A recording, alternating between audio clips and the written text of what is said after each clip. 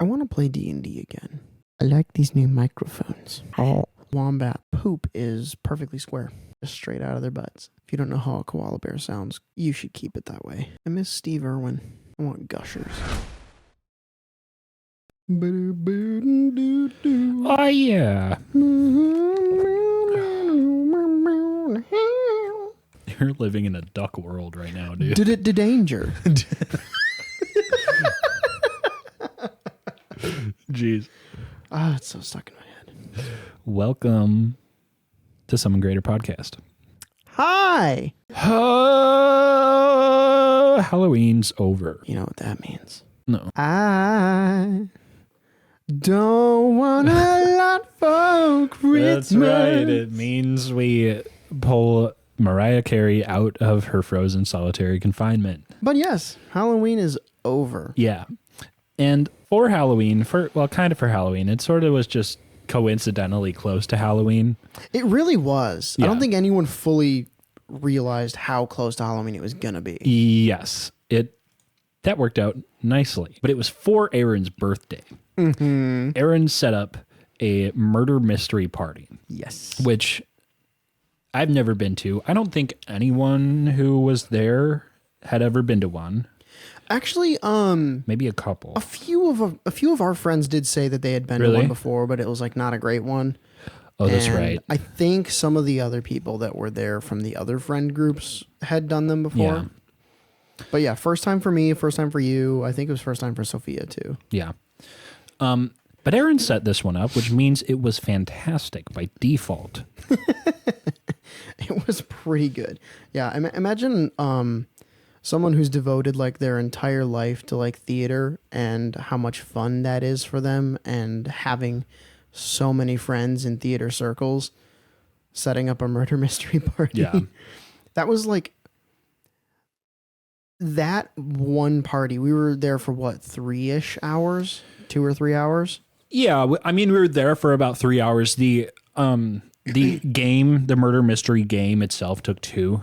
Yeah, that 2 hours was, I think, the most in character I have seen anyone, more so even than D&D sessions. It was really easy to stay that way, too. It was. I found that very surprising, I guess, because I was super nervous in like the couple weeks leading up to it. Oh, me too. But when we got to it and got into it, I'm like, oh. And then it clicked. Right. And we got to the end of the 2 hours and I'm like, I want another hour. And also, if I was asked to do this again tomorrow with a completely different character and a completely different setting, I could. Yeah, you know? Absolutely. No, I was in the same boat because I was like, I've never done a murder mystery before. I'm not that good at like mystery games or anything because I skip over clues all the time. Yeah.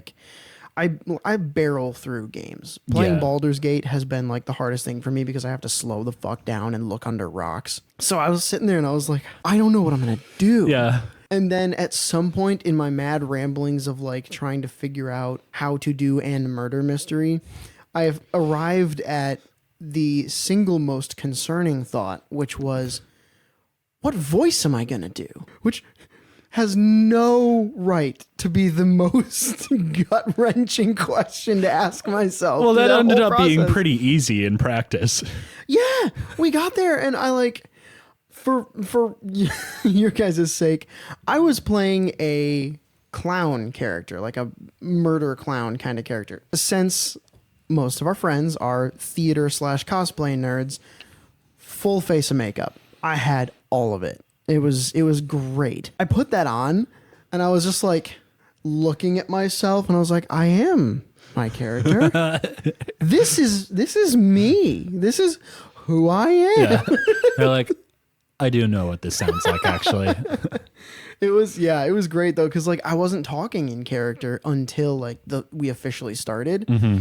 And then it took me like 2 sentences and I was like, there we are. That's what it is. Man, I was envious of that because like you just kind of like settled into the one, you know, and then like you were there for the entire night. It was so good. It was a lot of fun. I think, not to like downplay myself in any way because I am very proud of it, but like I don't know how I wound up there. And I don't know how I stayed there the whole night. Because I thought, like, I did a very, like raspy kind of voice. I thought it was going to ruin my vocal cords. Really? I thought we were going to get through an hour and I was going to be like, I can't do it. No, very, very happy with how that went. Everyone was so in character and was so good. Yeah.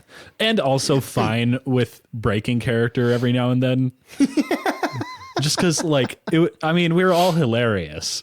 Yeah, you know? this is the thing. Oh my gosh, the jokes and just like, I feel like the underlying goal, like aside from like, goal number 1, solve the murder mystery. Goal number 2, just below that, make other people break character. Yeah. Actually, yeah. That is a lot of fun to do.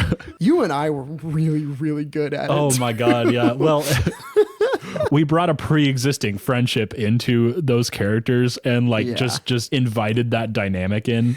Yeah. Which thankfully wasn't against the actual hidden plot that we were all trying to figure out.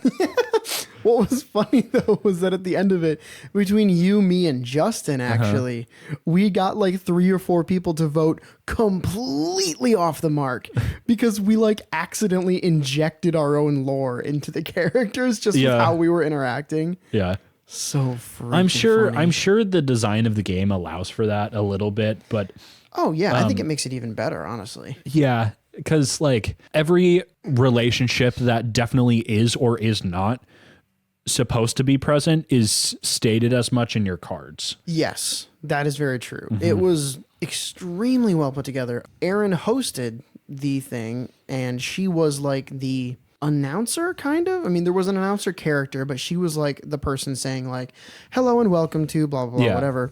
She was the DM. Kind of, yeah. But even she didn't know who done it. That's true. And that was just props to the company for making a really, really well thought out thing, that the only thing that Erin as the host knew was who the people were that were going to die. It was a hell of a lot of fun. I was the knife thrower.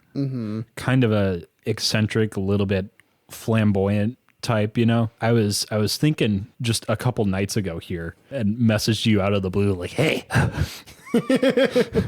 I know what we need to do. Yeah, it was great too, because like as soon as you said that, like told me what your idea was, I was like, yeah, like, and I know what that looks like. Obviously, we have to talk about that on the pod. Yeah. I have a build for my character. Oh, yeah. I believe he is mostly assassin rogue with a few levels in bard, college of glamour. What's your full build for the murder clown? Yeah, so full spec up to level 20. I went 6 levels of assassin rogue and then 14 levels of college of tragedy bard. It's probably the same split I would use. Yeah. Well, no, I don't know that. It might be more even in my case. Also, I could maybe see an argument for fighter for your character. Really? A little bit of fighter. Interesting. Like maybe go like 3-4 levels of bard and then your 6 levels of assassin rogue and then maybe take the rest in fighter. But that's just a gut instinct. But my character was a clown. Older gentleman, had been working with this circus crew for like 40 years or something, I think was his backstory. But he had a certain proclivity for cutting bitches. Sure did. His like secret thing that he had going on was that every place that they went to for this carnival circus thing, he would sneak out into the town and just go on a serial killer rampage. Yeah. And just murder people. So he's chaos incarnate. It's like, it reminded me a lot of like the Joker, in the sense that like that's what a lot of people would probably spec the Joker as well, is like assassin rogue, tragedy bard, blah blah blah, like specifically thinking about like Heath Ledger, whatever. But this character from like a personality standpoint, completely different, which I was very thankful for. Yeah. Because the last thing I wanted to do was be like, you know how I got these scars, like in the middle of like everyone else that's like being carnival characters. I was like, please don't make me be the Joker. Well, and the thing is, like, Your character was already off-putting enough. Oh you yeah. know? Oh yeah. Like his whole shtick was like telling really bad jokes or extremely dark jokes and then getting like personally insulted when people did not laugh at them. Yeah. It was so much fun. Oh man. And also just like people wouldn't laugh because it was like, I mean, you were creepy, you know? Good. That's what I was going for. But I think it played well that we decided our characters had a pre-existing relationship, and you know, I was like going along with it.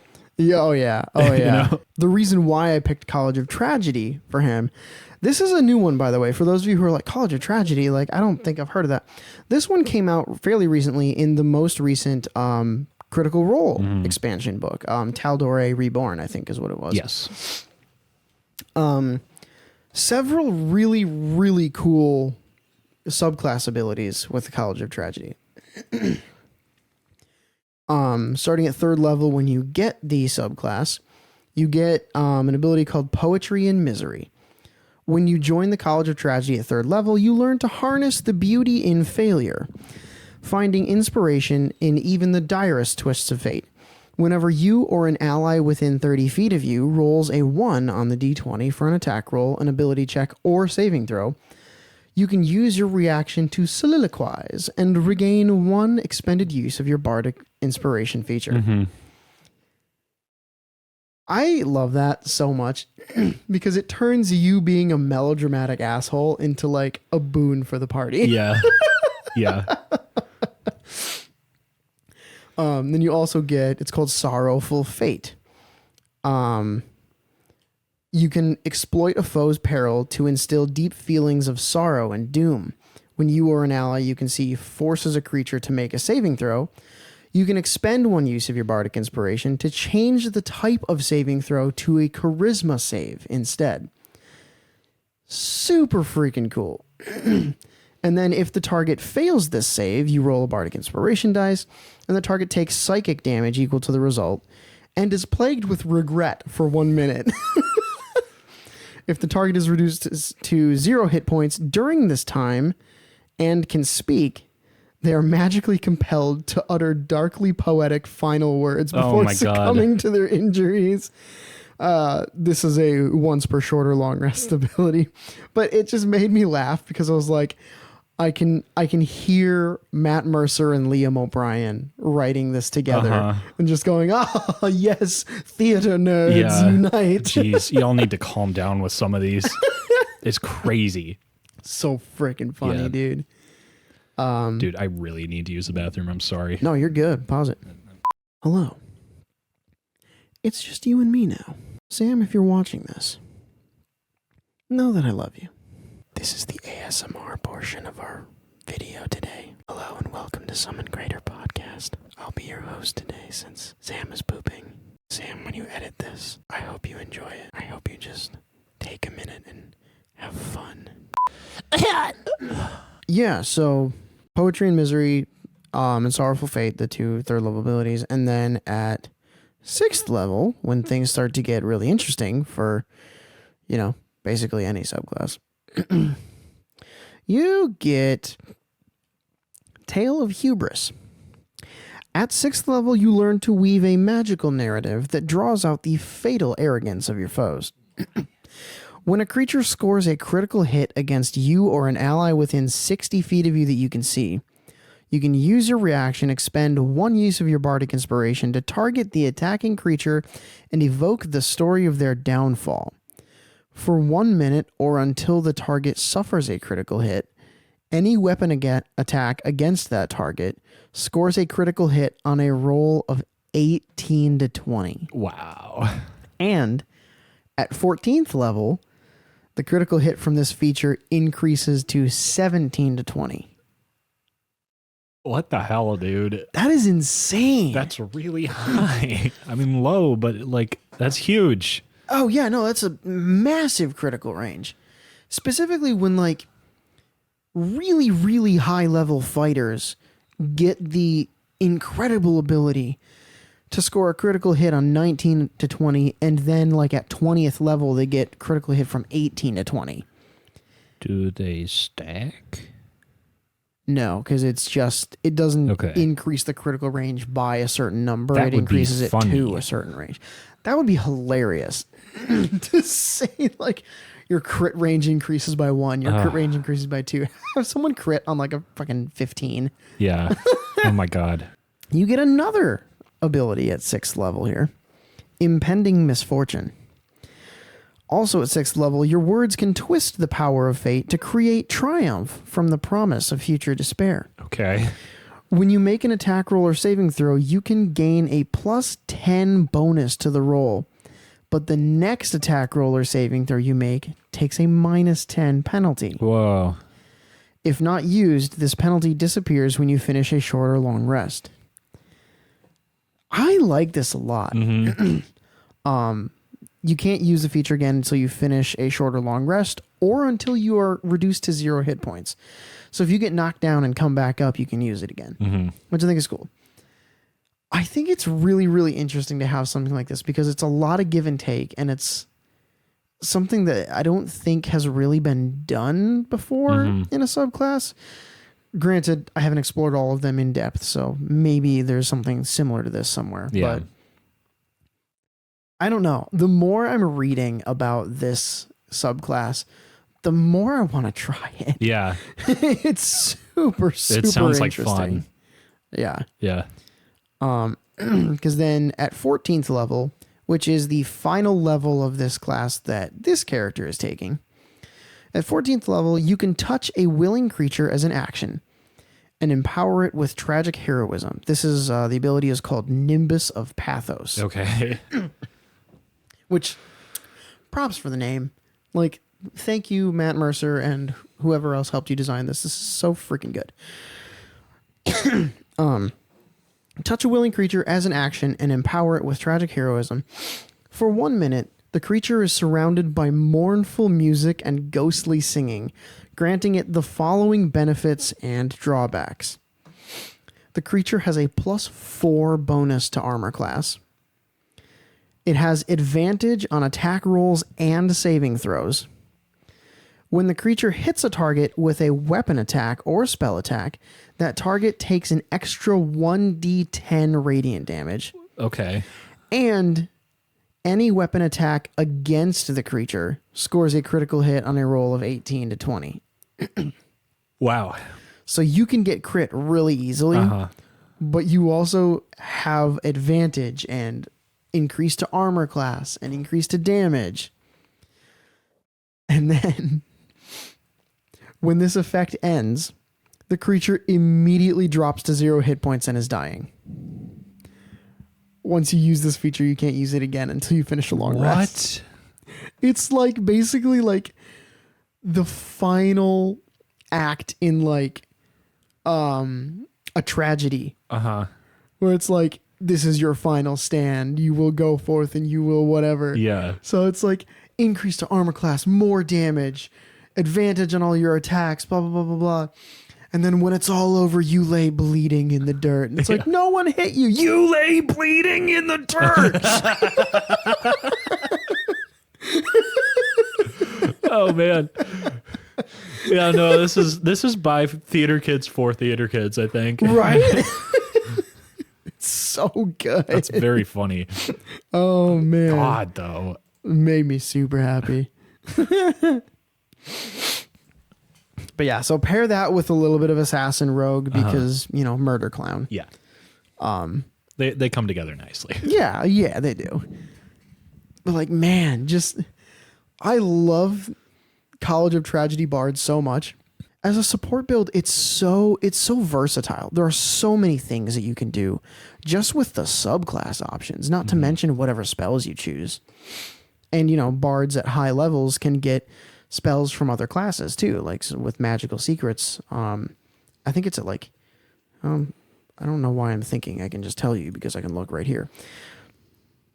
At 14th level and 18th level, you get magical secrets where you can, for each instance, you can pull 2 spells from other spell lists and make them yours. and just add them to your spell list. Super, super cool. Really helpful for support builds or offense or whatever it is you want to do. But yeah, so that was my character. I had him prioritize dexterity and charisma.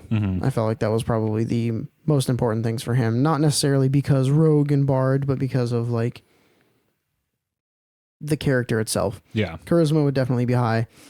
Dexterity would be high, despite the fact that he's older, because I think it would be something that he'd like surprise his victims with. It's like Yoda. Yeah, yeah. He bounces around down alleys. Yeah. But then for his background, I chose entertainer as the background. Again, fairly self-explanatory. He's a clown, but I thought it made a lot of sense because the background feature is cool by popular demand. Basically means you get like free food and a free room if you perform at an inn or a tavern or something. So like some people will like recognize you and be like, "Oh my gosh, we'll give you a free room if you play your lute for us," or whatever. So yeah, very fun. That's I didn't like go into super detail with like picking feats or anything like that, and I didn't really choose what spells I wanted for him because I figured that would be something that I'd leave, and maybe I'll come back to that as like an actual character concept sometime. So I want to leave that one open ended because I think it was just fun to find a subclass that fit that. Yeah, that kind of had me thinking just as a shower thought earlier, like what that kind of character would look like as a Strahd type villain in a campaign. Ooh. Because I think that kind of, Joker type villain is, I mean, it's extremely impactful as a recurring villain. Just like we know this from Batman properties, but I think that could be a really effective plot device in some sort of campaign. And I was thinking about like what the setting would have to be for that. And I think Batman just kind of gets it right. Like a very urban area where you can do terrorism is a great one for that. Absolutely. Yeah. I also think it doesn't even necessarily need to be like the BBEG of the campaign. Like I could see it being like one of the BBEG's like captains or something. Yeah. Is like this psychotic whatever. And like maybe the BBEG themselves are like actually fairly sane and like down to earth, but they have this person working for them that's like crazy. Well, this is one of my favorite villain and henchman dynamics is the more interesting villain of the two of them ends up being this guy that works for the big bad. And the big bad is like this extremely cunning mastermind, not to downplay their underling by any means, but like, they have figured out how to harness the abilities of this person. I'm talking about like, I'm talking about N and Z from Xenoblade 3, really, among others. But like, what kind of works this way is in the newest Batman film, the Penguin and the Riddler. Yeah. I was also they don't have a relationship necessarily in that movie. Yeah. But one is kind of the gatekeeper to the other. Like almost inadvertently. Yeah. I was also thinking of when you said that, like the villain and henchman kind of aesthetic, it kind of reminds me of Star Wars Phantom Menace. Where you have like Palpatine kind of still sitting in the wings, still not really like out as the evil mastermind or whatever.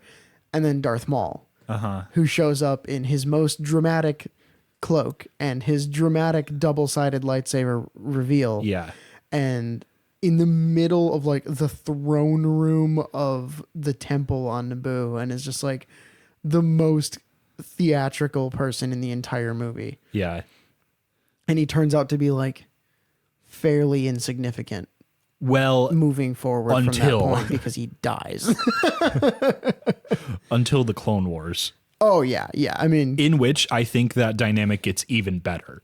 that's fair. Yeah, that's really fair. Also see Girahim and Demise from Legend of Zelda Skyward Sword. Also see N and Getsis from Pokemon Black and White. Oh yeah, Right. yeah. Right. Now, Dang. I wonder why it is this way. Like, do you think maybe it's easier to humanize the villain that finds themselves in this type of like servitude position? Because a similar thing was done with Darth Vader. And I think it would have been a lot harder to redeem him. I think it would have been harder if he was the big bad pulling all of the strings the whole time.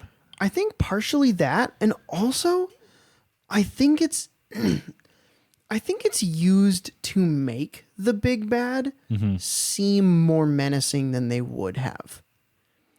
Because, like, imagine if you take Vader away from Palpatine in episodes 4, 5, and 6. Palpatine's an old dude in a chair. Right. And if you take away N from Getsis in the Pokemon games, Yeah. Getsis is kind of a crazy conspiracy theorist.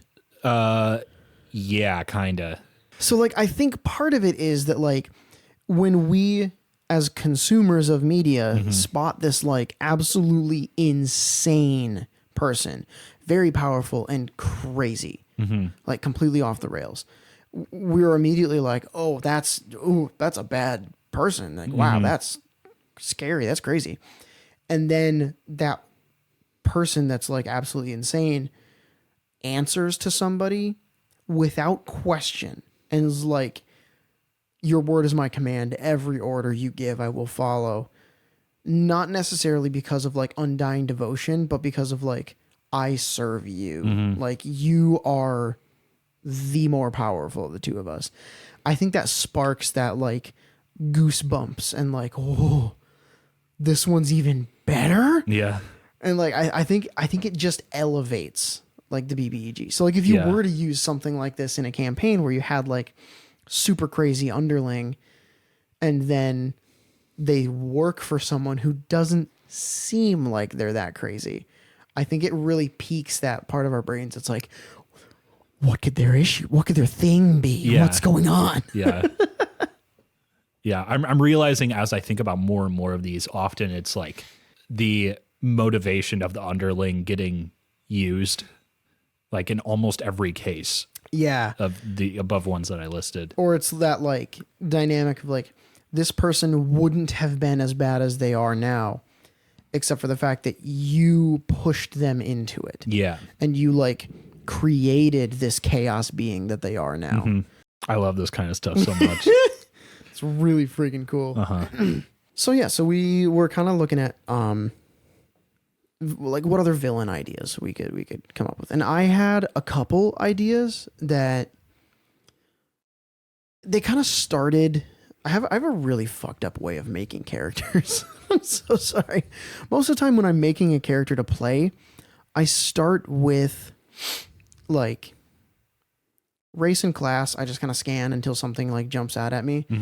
And then I immediately go to either Pinterest or Spotify. Yeah. Which I did not do this time. I restrained myself because I knew I wasn't going to play this character. So I didn't want to get super attached. But I did come up with a couple pretty interesting concepts for like what a villain could be. I think my favorite one that I came up with is an Aasimar Rogue Barbarian multiclass. I threw a name down on paper. Iluhane Dawncrest. Okay.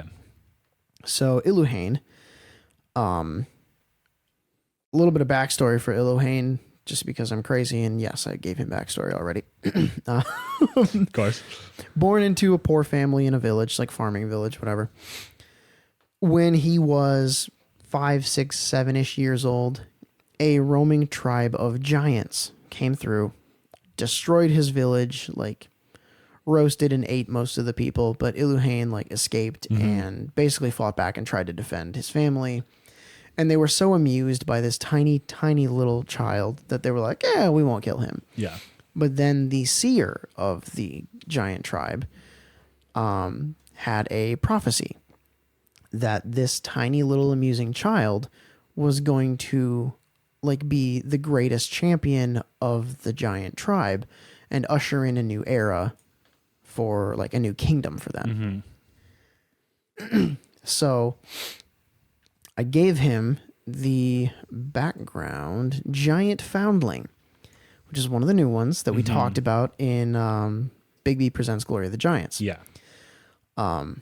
So it gives him the Strike of the Giant's Feet starting out, which I gave him the Fire Giant version of that one. So his attacks will do a little bit more fire damage. Yeah.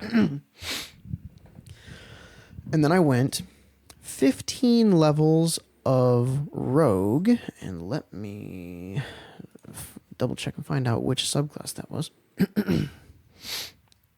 I was looking at the wrong page. Oh, yes. 15 levels of Soul Knife Rogue, which is the psionic one. And then 5 levels of Path of the Giant Barbarian. I think I forgot to mention, Iluhain is an Aasimar. Okay. I think you did mention. I did? Okay, Yeah. cool.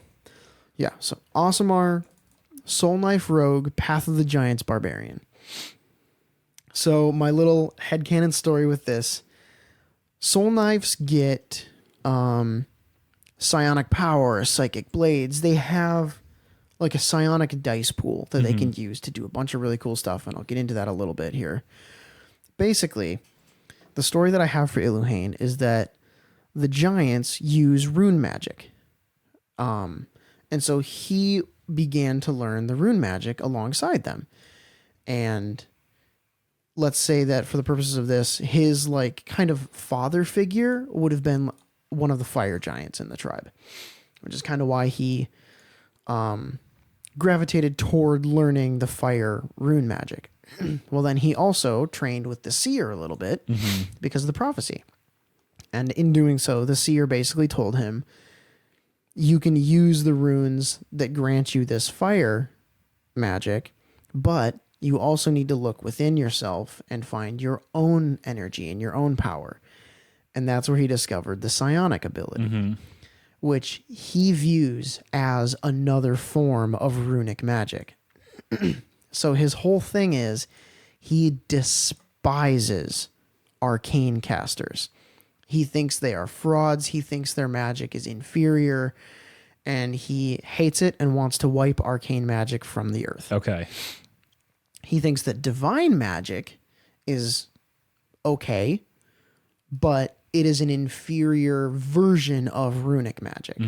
Because with divine magic, you have to get it from another source who generates it. With runic magic, you draw it straight from the earth.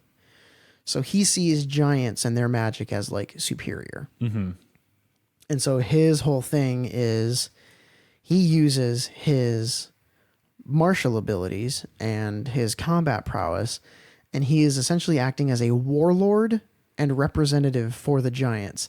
And they are capturing cities, creating a giant kingdom, which would eventually become like an empire, and he would be like the big evil bad with an army of giants. Okay. Sheesh, dude. Which I was like, I was just starting to put pieces together, and I was like, what would be really cool? What's a rogue subclass I haven't really dived into yet? Soul Knife is really good. Haven't done anything with that yet. What's a cool barbarian class I could pair with this? Because, you know, rogue barbarian, you can rage, you can give yourself advantage to get your sneak attack and this and that and the other thing. And I saw Path of the Giant, and I was like, this would be a really, really fun one. Yeah. Saw that one. I was like, oh man, this could be a really freaking badass evil thing. Yeah. Yeah, because with barbarian, you get the unarmored armor class bonus. So you can get up to a 20 in your armor class if you have good constitution and good dexterity and all that good stuff. And then for his magic items as well, I was really, really excited for this one. So I gave him the Belt of Fire Giant Strength, which is like an enchanted thing that he got from his father-mother figure that was a fire giant. And then I gave him a magic item that I made. So it's kind of a homebrew magic item, but it is almost a 1-to-1 replica of a homebrew magic item that Matt Mercer used in Campaign 1 of Critical Role, the Blink Back Belt. Essentially, it means if you throw a weapon, that weapon reappears on your belt at the end of the turn. So you never lose. Like if you have a really, really awesome dagger, you never lose it. And then I gave him a Blood Mist dagger, which is a +3 dagger. When you make an attack with this weapon, you can expend one of its charges to release a spray of blood from the wound, channeled through grooves in the blade. The target must make a dex save or be blinded for 1 round.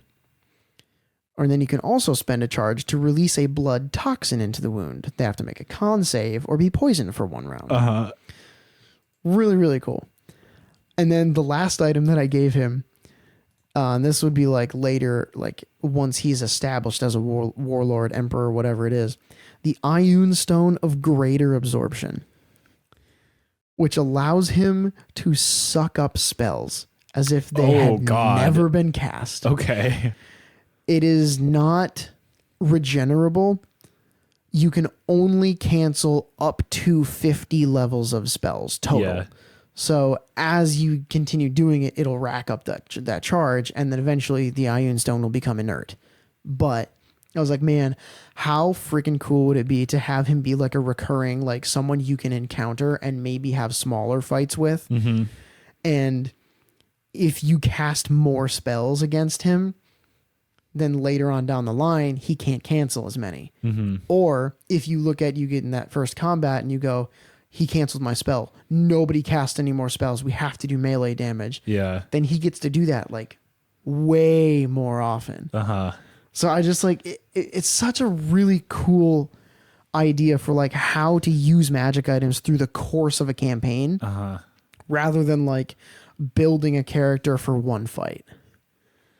Yeah. Damn. That's cool. Yeah. It would be interesting to structure a fight in such a way where like they've only got a few uses of that kind of absorption. So like if you figure it out, that say it's 6 and you know this guy absorbs like a couple of your spells from your party in the first round and you're like, oh, maybe we shouldn't be doing these, but someone figures it out that he doesn't have this many uses of this item and then just like for the next 4 turns throws cantrips. Ooh, well, see, but that would be hard though, because cantrips don't count as a spell level. Oh, they don't, do they? It'd have to be a first level or higher spell to take it. Well, actually, that's really interesting. Let me see if think the Ioun Stone specifies. It doesn't have any specification about cantrips costing or like cantrips taking a charge. So my thought behind this is, as a DM, I think with how high a level a magic item this is, I would say it can cancel cantrips for free because they are technically they are 0 level spells. Is like the exact specifications. Yeah. I could absolutely see a world though where you say that a cantrip costs 1 charge, the same as a first level spell. That makes sense to define it based on the spell slot, the usage of a spell slot rather. Well, yeah, because that's the other thing. I forgot to say, this Ioun Stone cannot cancel a 9th level spell. It can cancel anything 8th level or lower. But if it cancels an 8th level spell, that's 8 charges gone from the object. As opposed to like if you hit it with 2 second level spells. That's only 4. So the higher level stuff you pump into it, the faster it goes away. Very interesting. Mm-hmm. You reminded me of a villain that I have made. Oh, really? Actually. Okay. So I can't tell you too much. Obviously. Okay. But his name is Jackson Reaver. So he's a multi-class of artificer and blood hunter. Ooh. He is kind of a nerd. He's really into robotics. What? A blartificer, if you will. Okay.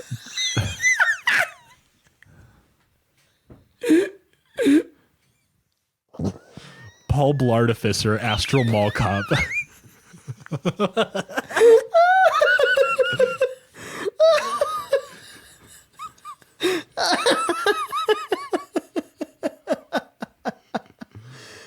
Oh my god. Demi-planar protector. Astral Molotov fucking sent me, bro.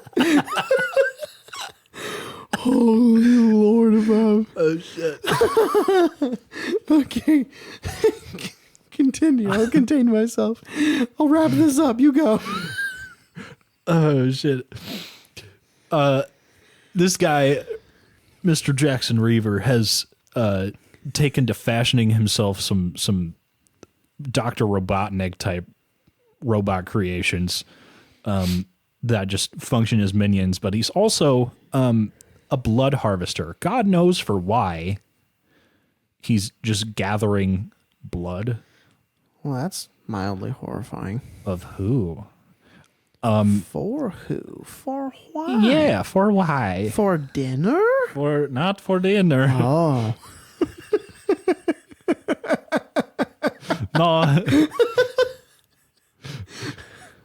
It's not vampire, I think. Blood pudding? Blood. What?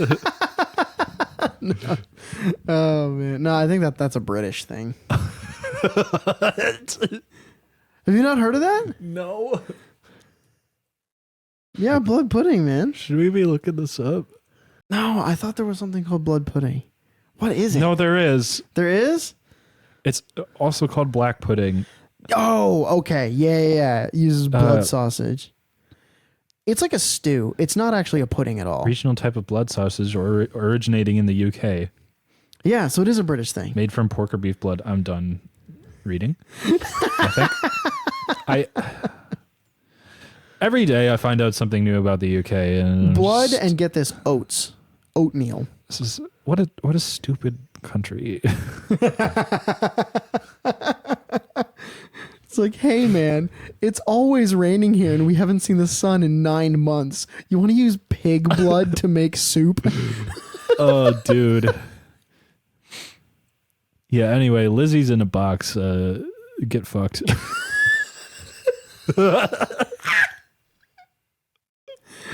Back to blood harvesting. But anyway, back to you, Sam. Okay. This villain of mine has fashioned himself a big old Sephiroth sword. It's not that long, but it's quite imposing. And one of your characters, at least, has seen him use it and seen it absorb the blood along its length. Oh, I vaguely remember this. It's been a hot minute, but Yeah. I remember this very vaguely. Whenever we get back into it, I will go over everything again, of course. yeah. But you reminded me of this when you were talking about that dagger you brought up. Yeah, I saw the spark. Yeah. That guy. That's his MO. I think his artificer subclass is probably, I don't know, there's no specified like subclass centered around the homunculus, you know? So that's how that would function. Probably Battlesmith, I think. Is it Because like you could it? Well, you can make the little turrets. I guess. And you can kind of reflavor that like the turrets are little guys. Is that limited to Battlesmith? Well, no, because Artillerist does that too. I think they all do that. right? Am I getting battlesmith and artillerist mixed up? That could be. So I know I had a turret when I played the artillerist and it could walk. Artillerist. Eldritch Cannon. Yeah, that guy. Battlesmith. What do you do? What do you do? Oh, Battlesmith has Steel Defender. So Okay. they have a single very large homunculus. Okay, well, maybe that is more in line with what I've done. He's kind of on steroids, though. Oh, I don't think you've seen that far into campaign 2 of Critical Role. I have not. Okay. Do you know who Tyrion Darrington is? Tyrion Darrington? I'm going to take that as a no. This sounds like somebody my mom would have gone to high school with. Yeah. Yeah. Tyrion Darrington. Tyrion Gary Darrington III. One of the characters in Critical Role has a period where their original character goes on sabbatical. Mm-hmm. And so they play a backup character, Tyrion Gary Darrington. And Tyrion is an artificer. Uh-huh. This just clicked for me. 90% certain that they are a battlesmith artificer because they have an automaton that like follows them around and does stuff with them. And so like I was just looking at it, I was like, I don't know shit about the artificer class, so I have no idea what subclass they're playing. I don't understand artificer. There's a lot going on and I've never really sat down and taken the time to try and figure one out or how to play one. So I didn't even think about it, but it just hit me. I was like reading, I was like, oh, battlesmith, Steel Defender. And I was like, Dodie. So there's my random revelation for the day. But yeah, to answer your question, I think Steel Defender or Artillerist would be fine. Yeah. I can speak. It's not necessarily important which one, I think. Yeah.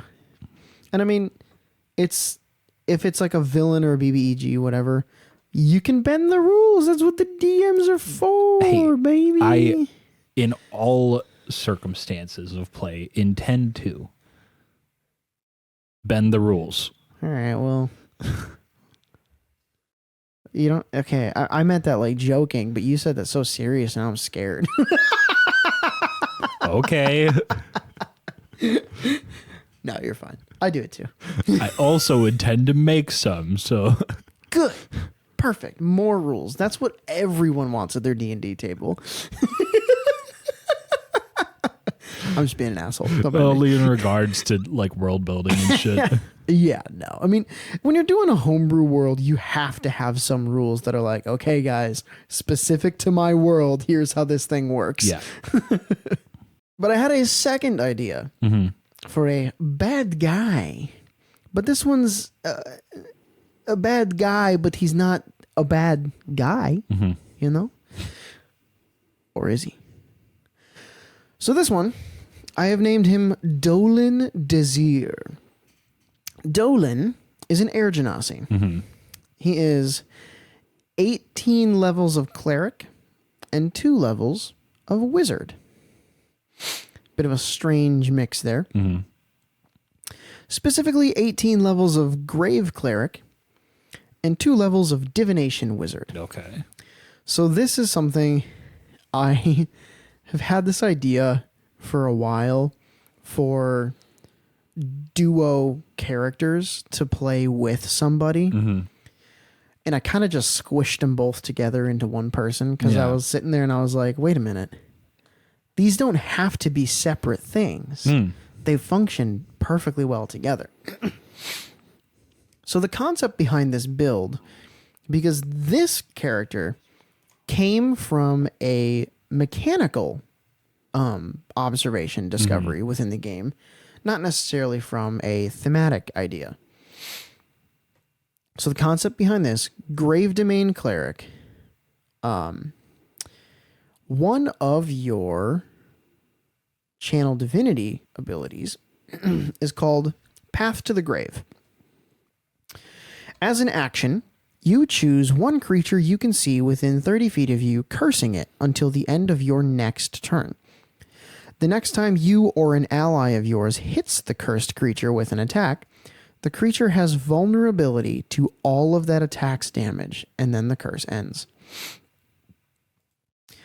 The important part there being vulnerability. Doesn't make it a crit, it makes them vulnerable. And the reason why that's so important is because divination wizards, of course, we've talked about this previously, get portent.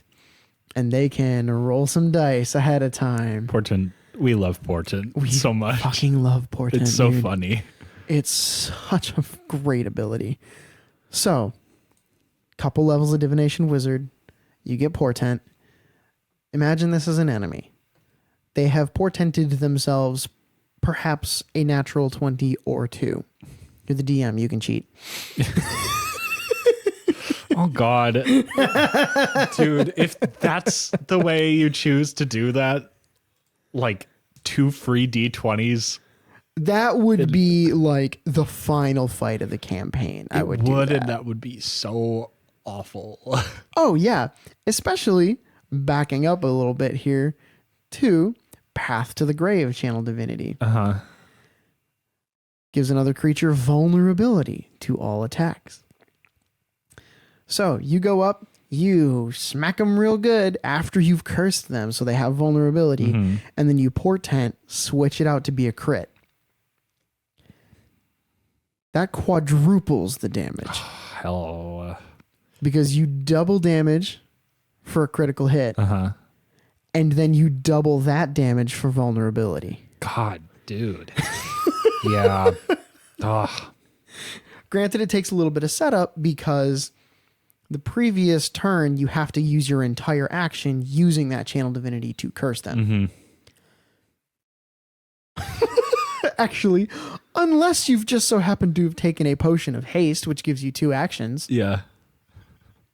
Why not? It's just a little guy. Oh, yes, I am evil. But yeah, so the story that I have kind of inserted into this mechanical nightmare is quite a fun one. So essentially, the way I thought about this is Dolan was a member of a death cult. Okay.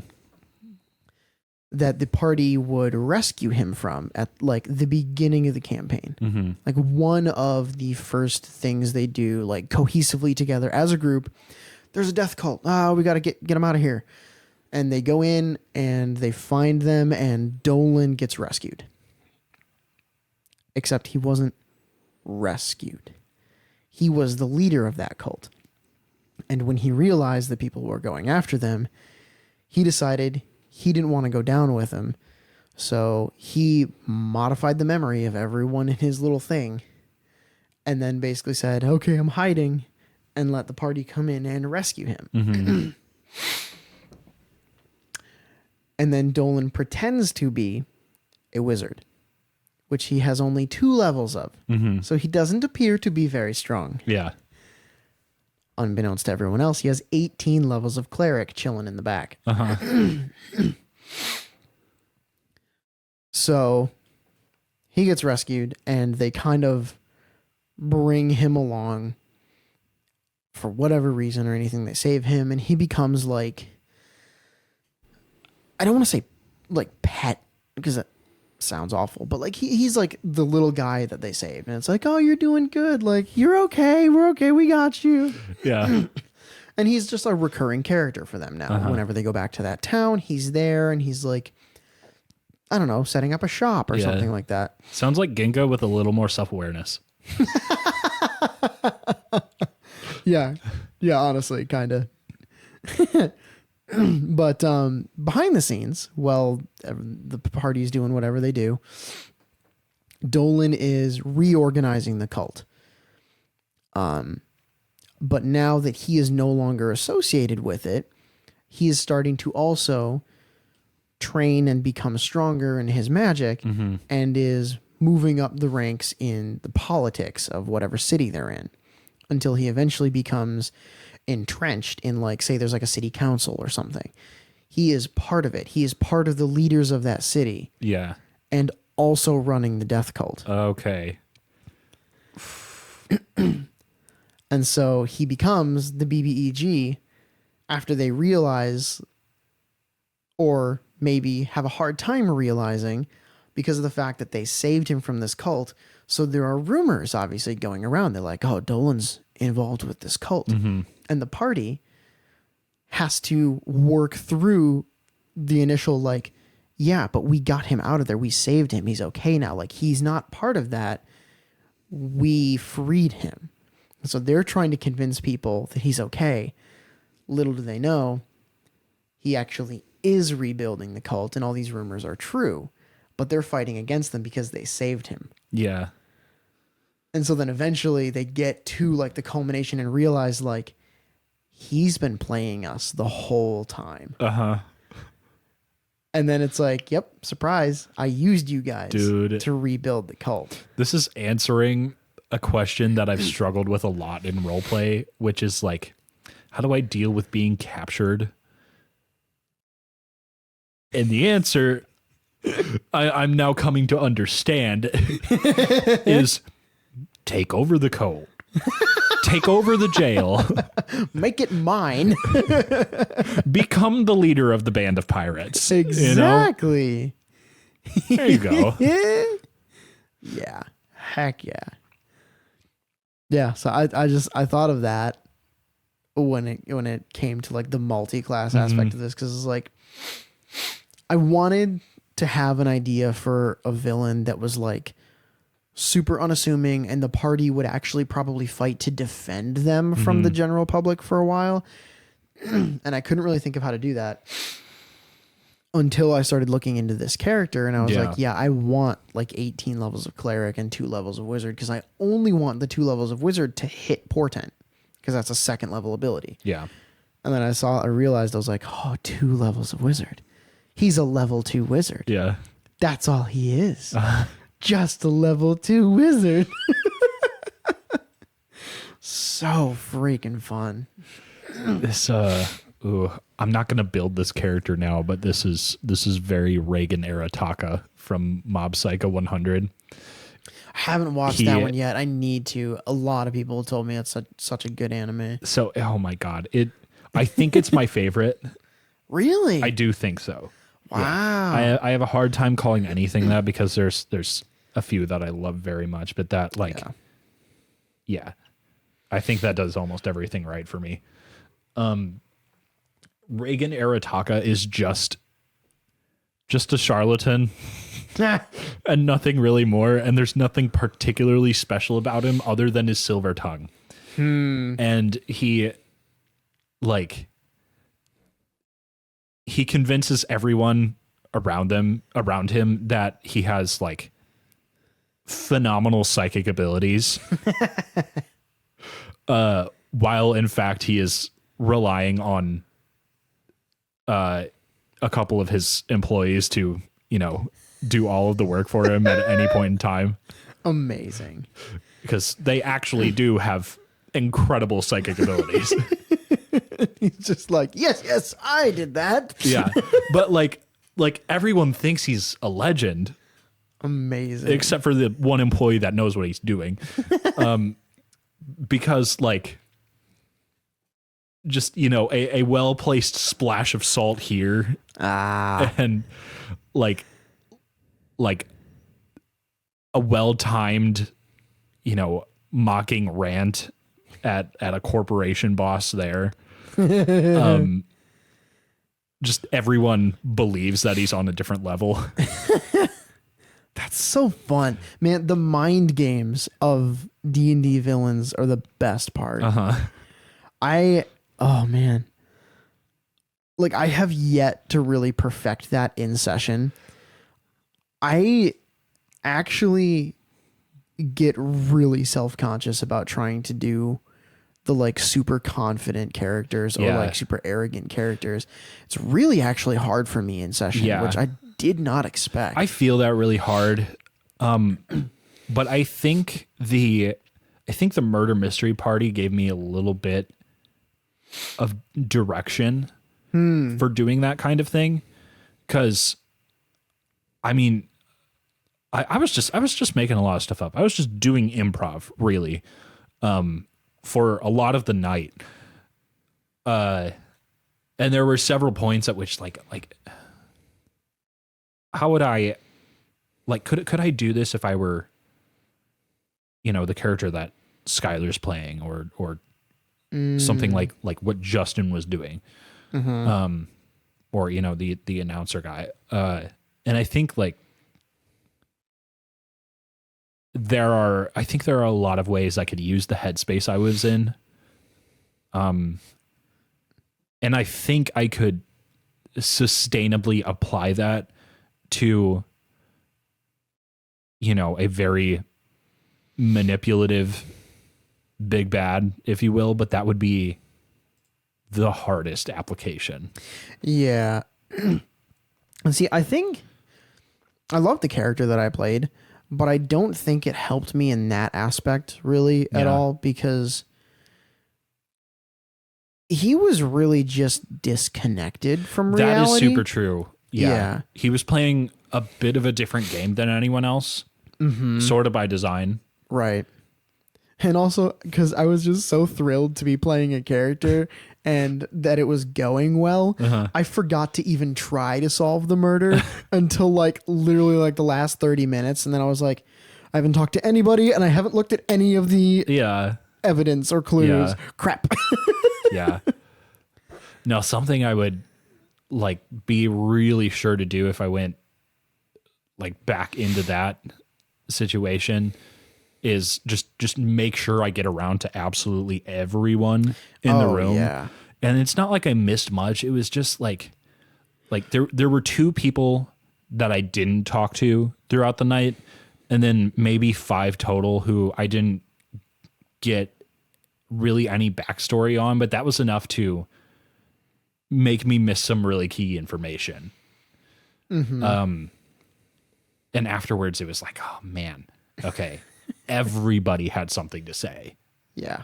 I needed to use everybody in the room to put this thing together. Yeah, and there's so many misdirects too, which is really, really cool. Yeah. There was a lot of people, because my character actually died, was the second person to die. Yeah. After the first person died, everyone was coming up and talking to me because they had all heard rumors, and they were all like, hey, have you killed people before? And I was like, ha, what are you talking about? The most probably. Oh, yeah. But so I think there would have been a lot of people that would have just on site voted for me. Yeah. If I hadn't been the next person to die. Yeah. So my character was heavily suited to be probably one of the biggest suspect misdirects in the game. Yeah. But yeah, super, super fun. I want really badly to get my self-confidence in improv up at the table to where I can just have those witty banter moments or have a spontaneous BBEG monologue or something like that. When I watch Matt and Brennan DM, I'm always simultaneously filled with hope and also jealousy, because I see what they're doing and I see all of the stuff they come up with and I'm like, I could do that. That makes sense. Right. That came so naturally. I could do that. And then I start thinking about it in terms of my campaigns and I'm like, I can't do that. Yeah. Yeah. But I mean, I think that speaks more than anything, that speaks to my lack of a background in acting or theater or anything like that. I did some high school stuff. I did a couple musical productions, but I don't have the expertise that specifically Matt and Brennan do, because they come from realms where that is their actual profession. Right. Is Brandon is an actor comedian kind of a deal. I don't know what exactly he said he did. Yeah. He categorized it some way, and Matt's a voice actor. So they've been through all of this for years and years and years, and they know how to make an impactful moment, and it just makes sense to them. And so I think I get really in my head at the table about like, I want to have a big climactic thing, or I want to be able to have like a monologue for my character or this NPC that's really meaningful and it like really draws emotion out of the table. And that's hard to do because if you try too hard, it becomes very obvious. Yep. And I don't ever want something like that to be forced out. Yeah. Like it needs to happen naturally. But it's just something that like, I wish I had the confidence at the table to be able to trust myself to achieve that naturally. But I'm just too scared. So what it boils down to is like, I don't want to sound stupid, so I don't talk enough. Yeah. Man, I do so much of that. It's something that like just every now and then I'm doing the role play at the table and I'm like, what if I was just a couple drinks in right now? But like it comes to mind, you know, because it's like I want some kind of social lubricant, or like maybe it's just a warm up that I need. It might of be some sort. Because like I feel you with that too. Like Yeah. I get into some of those sessions and I'm sitting there and I'm like, I feel the moment approaching. Yeah. Where like I could say something and it could be really cool. But then the moment slips past because I Yeah. was thinking too hard about how to use it. Yeah, or I shut it down actively. Yeah. And then I get on the other side of it and it's like, I should have let it rip. Of course. Yeah. I think that's something, honestly, I think we should just practice improving like character stuff. Yeah. I think it would be really, really helpful. I wonder if there's something we can do like as a D&D group. I don't know. Maybe we need to talk about it. Yeah. And in the middle of us bearing our souls to each other. Hi, welcome back to the podcast. Absolutely, guys. If you are experiencing anything similar to this, or if you are just wanting to get better at bouncing character moments with your party, absolutely. Talk to your DM, talk to the rest of your party, and figure out if you guys can, like, I don't know, maybe spend like what would be the next story session, maybe spend some time and just like talk in character and talk about your characters. And I don't know, I don't have the answer to it, obviously, because we're trying to figure it out too, but I'm just spitballing ideas because I think this is something that a lot more people deal with in D&D than they realize or want to let on. Mm-hmm. Because for as supportive as D&D groups can be, there's no negative but coming. Just want to let you all know. The D&D groups are usually, the good ones, are extremely supportive and helpful. Yeah. It's just, it's hard sometimes to feel like everything's going so well, but you wish you could be doing better. Mm-hmm. Because there's no way to really approach it and say like, guys, we're struggling with roleplay, or we're struggling with this and I want this to get better. Because it's like everything's going great, but I want to work on this thing for me. So I think that would be my one thing, is just like, yeah, I think we absolutely should talk to our D&D group about it and just say, can we practice? Yeah. And I will say, for as much as I feel like I struggle with it, I think the fact that we put so much emphasis on roleplay over mechanics and combat in all of our campaigns really is helpful to that mindset. Yeah, it really is. And thank you for reminding me of that, because there are actually a lot of D&D tables out there that are more mechanics based. Yeah. And more ripping through dungeons and shit like that. So don't feel bad if you guys are like, oh, we don't role play that much. You don't have to. Mm-hmm. That's the glory of it. It's D&D. It's your game at your table. Yep. None of us are playing the same game at D&D ever. So yeah, that's just our experience and what we are wanting to do and get better at as players at our table. Mm-hmm. Yeah.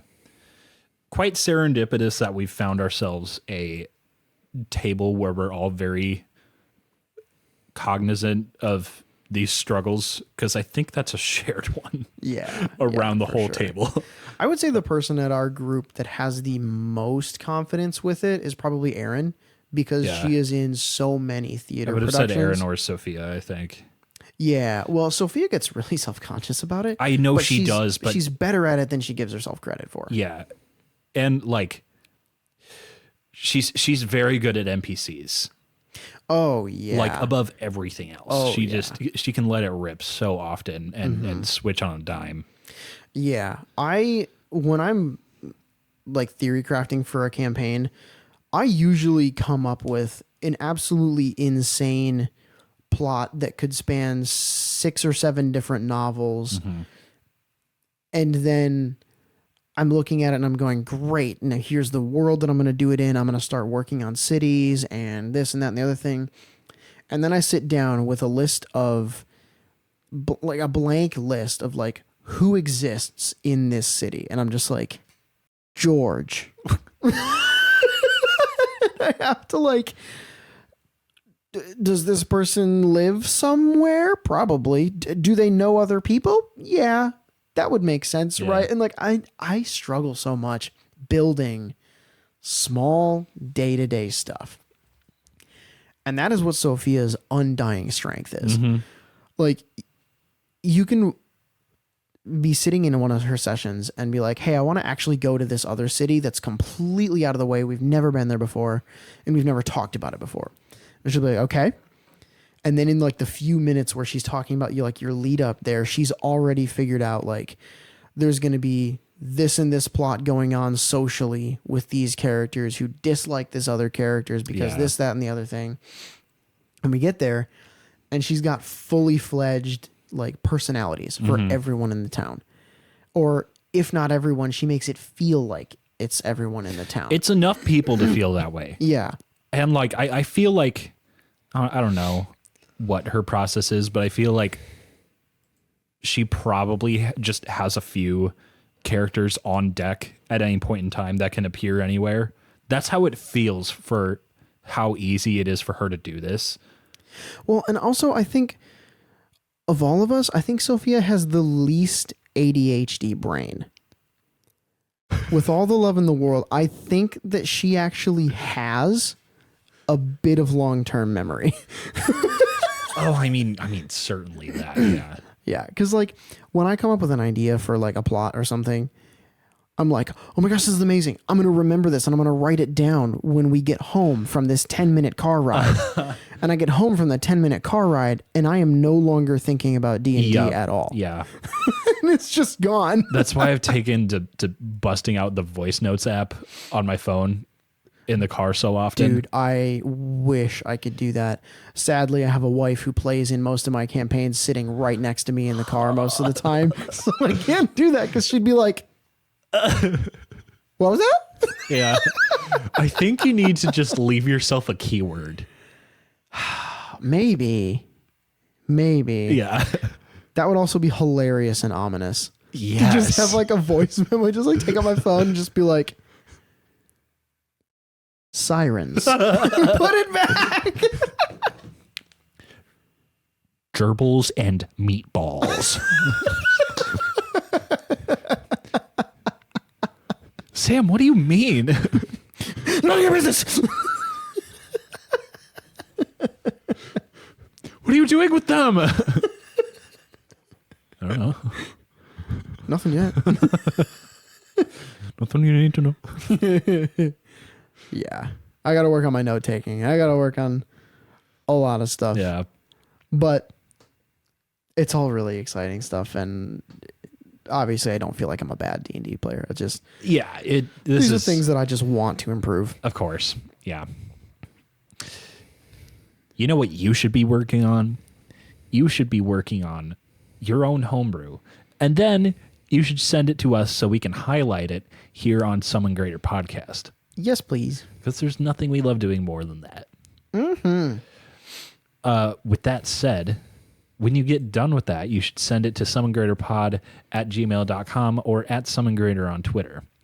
You should also work on following our social medias and liking everything we post ever. Every single one of which is in the description down below. Exactly. And comment. Talk to us. Even if you don't think we're listening.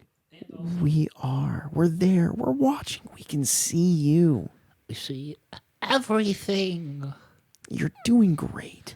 And also, don't forget, this podcast is also on Spotify and Apple Music and everywhere that you can possibly get your podcasts. Heck yeah, it is. I made sure of it. I did it myself. So yeah, check out Summon Greater Podcast on anywhere that you get your podcasts. And on YouTube, if you are listening to audio. Yeah. We're over there. And like any other place you can think to possibly look for us. In your closet. Don't do under that. Your bed. I might actually be there, and that'll be awkward for both of us, frankly. I won't tell you where I am. Good luck finding out. I'm in your trunk. Check under your wheel wells. Oh my God. And on that note, drive safe.